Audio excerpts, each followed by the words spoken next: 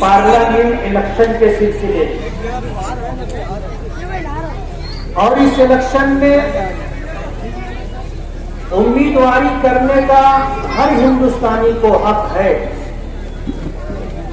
हिंदुस्तान में रहने वाला हर वो शख्स जो हिंदुस्तानी शहरी है वो इस मुल्क में ग्राम पंचायत से लेकर के पार्लियामेंट तक का इलेक्शन लड़ सकता है।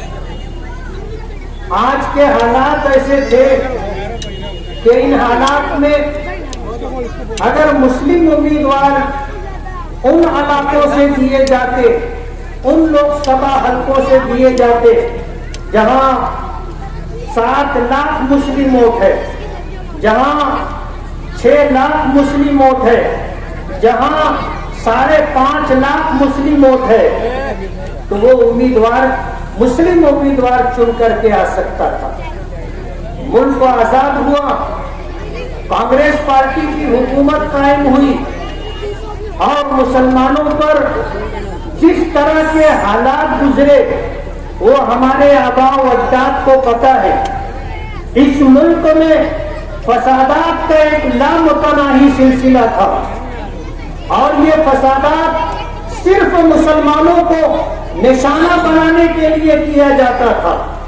तबाही और बर्बादी होती थी तो मुसलमानों की होती थी, अमलाक लूटी जाती थी तो मुसलमानों की लूटी जाती थी, और अगर प्रॉपर्टी जलाई जाती थी तो मुसलमानों की प्रॉपर्टी जलाई जाती थी। इस मुल्क में 15,000 से ज्यादा फसादात हुए और मुसलमानों को तोड़ने की कोशिश की जाती रही। और ये वो जमाना था जब कांग्रेस पार्टी की हुकूमत थी। कांग्रेस पार्टी कोई मुसलमानों के लिए बहुत अच्छी पार्टी है ऐसा नहीं है। सच्चर कमीशन की रिपोर्ट ने हमें ये बताया कि इस मुल्क में मुसलमान दलितों से ज्यादा पसमानदा है और ये दुर्गत हमारी अगर किसी पार्टी ने बनाई है तो वो कांग्रेस पार्टी ने बनाई।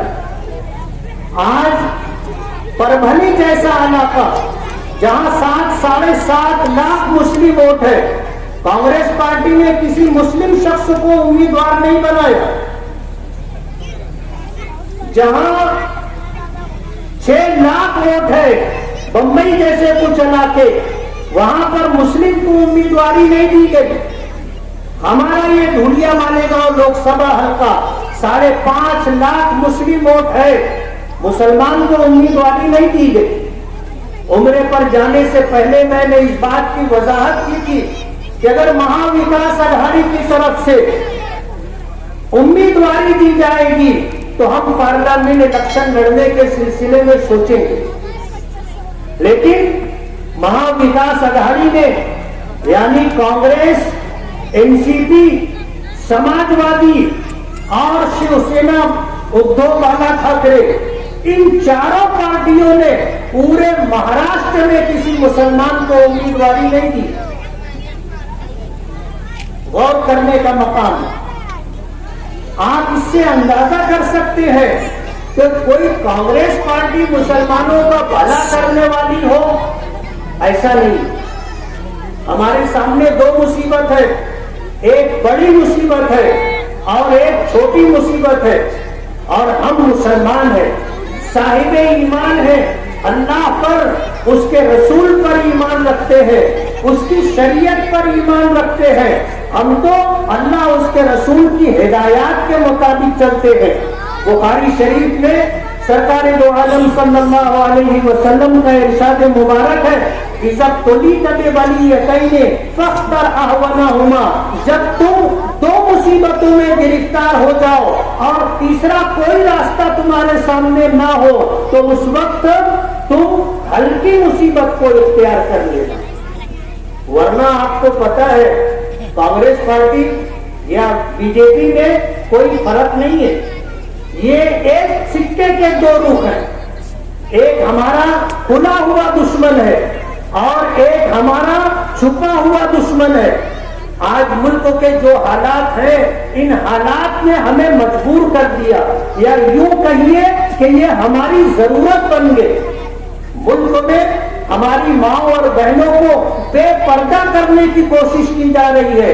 حجاب اور برقعے کا مسئلہ اٹھا کر پورے ملک میں ہماری عزت دار غیور ماں اور بہنوں کو بے پردہ کرنے کی سازش کی جا رہی ہے. ہماری شریعت کو مٹانے کی، ختم کرنے کی سازش کی جا رہی ہے. ہم سے ہماری شہریت یعنی ہندوستانی ہونے کا حق چھینا جا رہا ہے. آج ہماری مسجدوں پر بلڈوزر چلائے جا رہے ہیں. اولیاء کرام اور بزرگوں کی درگاہیں بھی محفوظ نہیں ہے. ہمارے مدارس کو دہشت گردی کا اڈا بتایا جا رہا ہے. CAA کا قانون لا کر کے اس ملک میں جو سازش کی جا رہی ہے وہ سمجھنے کی بات ہے. میں آپ کو بتانا چاہتا ہوں کہ 2014 سے 10 سال جو BJP کی حکومت رہی ہے، انہوں نے اس ملک میں صرف مسلمانوں کو ٹارگٹ کیا ہے. وہ کہتے ہیں 80 اور 20. آپ سمجھتے ہو 80 اور 20؟ 80 اور 20 کا مطلب یہ ہے کہ 80 ہندو، سکھ، پارسی، جین یعنی تمام وہ دھرم جو اسلام کے مقابلے میں ہے وہ 80 اور 20 میں مسلمان. ہم ٹارگٹ ہے، کوئی اور اس ملک میں ٹارگٹ نہیں ہے.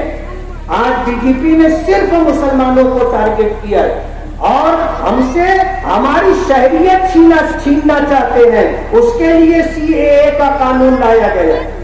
CAA کا قانون یہ ہے کہ اس ملک میں جو ہندوستانی نہیں ہوگا، اگر وہ درخواست دے گا کہ مجھے ہندوستانی شہریت دی جائے، تو اگر وہ مسلمان نہیں ہوگا تو اس کو ہندوستانی شہریت دے دیں گے، اور اگر مسلمان ہوگا تو اس کو ہندوستانی شہریت نہیں دے گے. یہ CAA کا قانون ہے.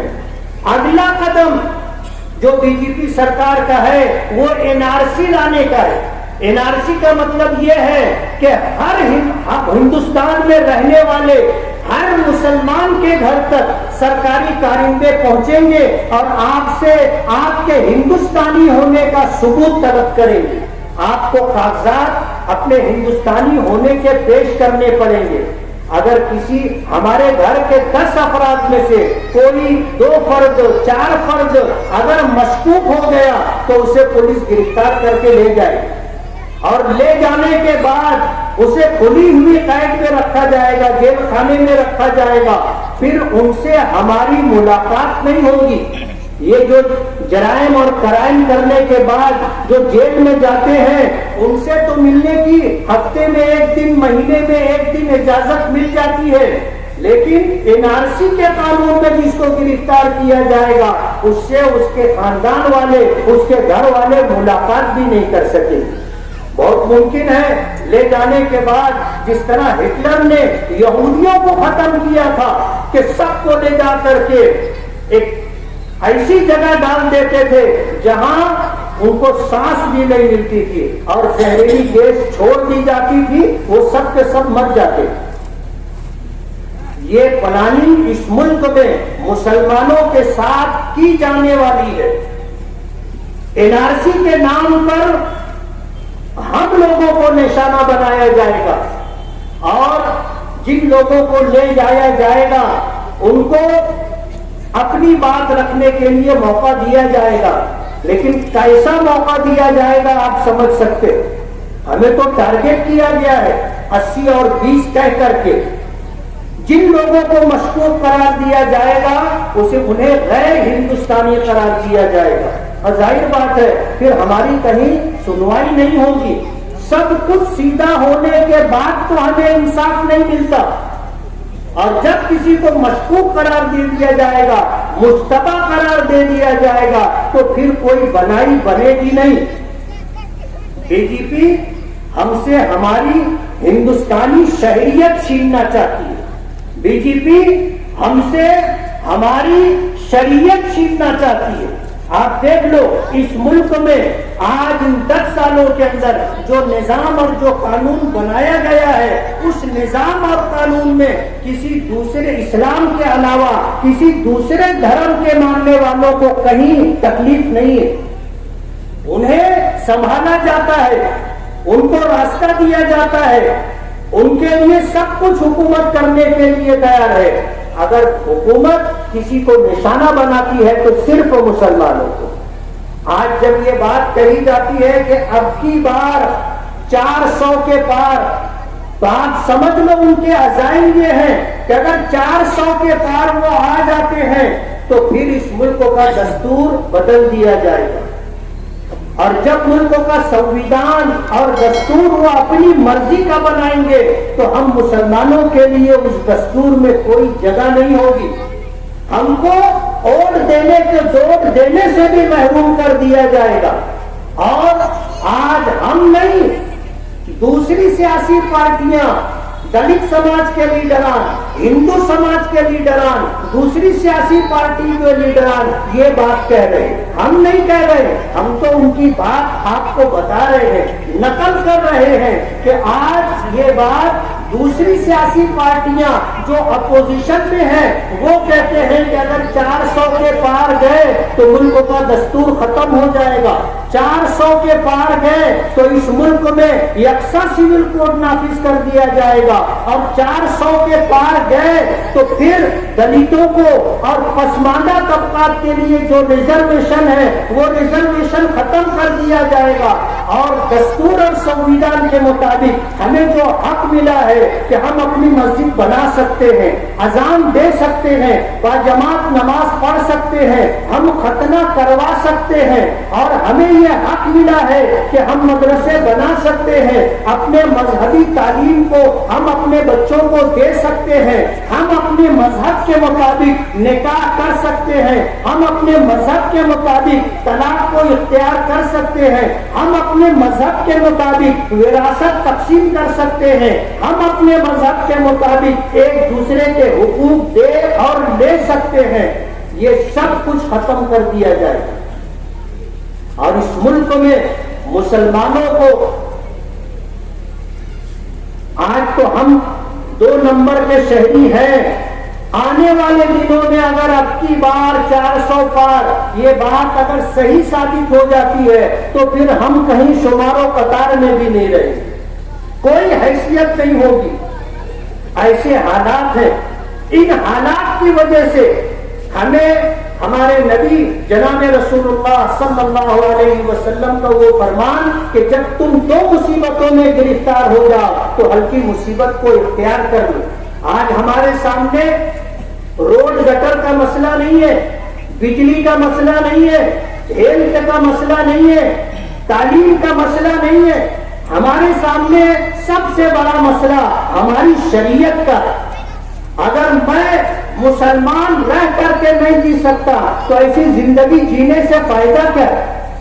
हमें हमारा ईमान अजीज है और हम अपने ईमान को अपनी जान से ज्यादा अजीज समझते। नबी करीम सल्लल्लाहु अलैहि वसल्लम ने ये बात फरमाई थी कि कसम है उस जात की जिसके कब्जा कुदरत में मेरी जान है, कोई शख्स उस वक्त तक ईमान वाला नहीं हो सकता जब तक कि मैं उसके नजदीक, मेरी लाई हुई शरीयत उसके नजदीक, उसकी जान से, उसके माँ बाप से, उसके बच्चों से और दुनिया और जहां में जो कुछ है उससे ज्यादा अजीज ना हो जाओ।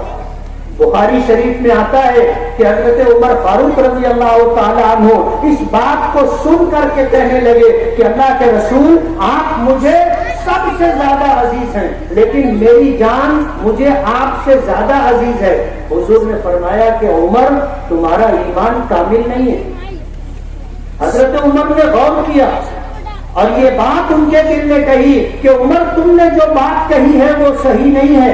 सरकार के एक इशारे पर तुम जान कुर्बान करने के लिए तैयार हो जाते हो। अगर तुम्हें अपनी जान अजीज होती तो सरकार के लिए तुम अपनी जान कुर्बान करने के लिए नहीं जाते। हजरत उमर ने कहा कि अल्लाह के रसूल, आप मुझे अपनी जान से ज्यादा अजीज हैं। तो सरकार ने फरमाया, अल-आन उमर, अब तुम्हारा ईमान कामिल हुआ है। तो हमें अपना ईमान अजीज है। हम कोई कांग्रेस पार्टी को उसमें सुर्खात के पर लगे हैं इसलिए उसकी हिमायत कर रहे हैं, ऐसा नहीं है।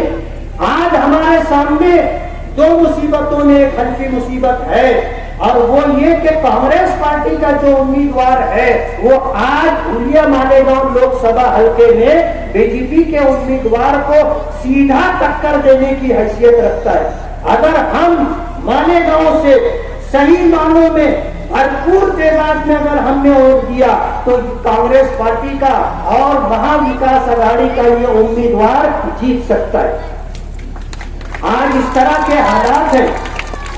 ہم نے شوبھائی بچاؤ کو جو ووٹ دینے کا اور ووٹ دلوانے کا جو فیصلہ لیا ہے، اور ہم نے بغیر کسی مطالبے کے، بغیر کسی ڈیمانڈ کے، بلا شرط حمایت اور بغیر کسی کنڈیشن کے سپورٹ کرنے کا فیصلہ کیا ہے، تو اس لیے کہ ہماری ماں اور بہنوں کا پردہ باقی رہے، اس لیے کہ ہماری مسجدیں باقی رہے، اس لیے کہ ہمارے مدرسے باقی رہے، اس لیے کہ ہماری درگاہیں باقی رہے، اس لیے کہ وقف کی املاک باقی رہے، اس لیے کہ ہم مذہب کی آزادی کے ساتھ جی سکے۔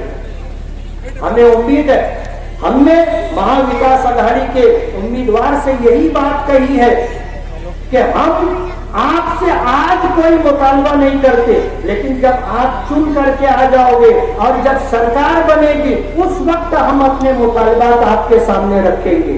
آج تو مالیگاؤں کا مسلمان آپ کو ہر حال میں سپورٹ کرے گا۔ مالیگاؤں ایک مذہبی حیثیت رکھنے والا شہر ہے، ہمیں کوئی خرید نہیں سکتا، ہم اپنی ووٹ کا سودا نہیں کرتے، ہم غدار ملت نہیں ہے، ہم غدار قوم نہیں ہے، ہم ضمیر فروش نہیں ہے، ہم ملت فروش نہیں ہے۔ اس سلسلے میں اس شہر میں جو کچھ ہوا ہے اگلے جلسے میں یا اور کسی موقع پر میں آپ کو تفصیل بتاؤں گا۔ میں آج آپ سے یہ اپیل کرتا ہوں، وقت ختم ہو رہا ہے، میں آپ سے یہ اپیل کرتا ہوں کہ 20 مئی کو صبح سویرے آپ کو ہر حال میں ووٹ دینا ہے، اور یہ ووٹ آپ کے ہندوستانی شہری ہونے کا ثبوت ہے۔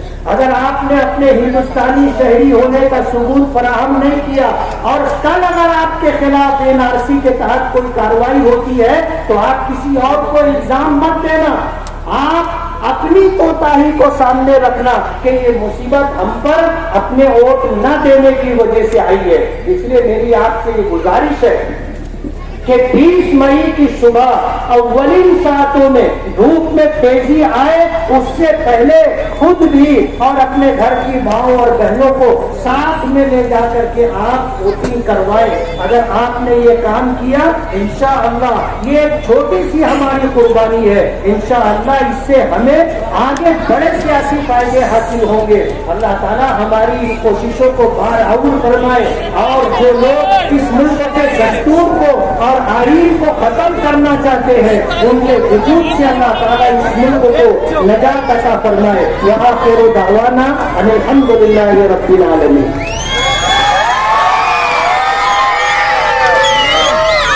قائد و سالار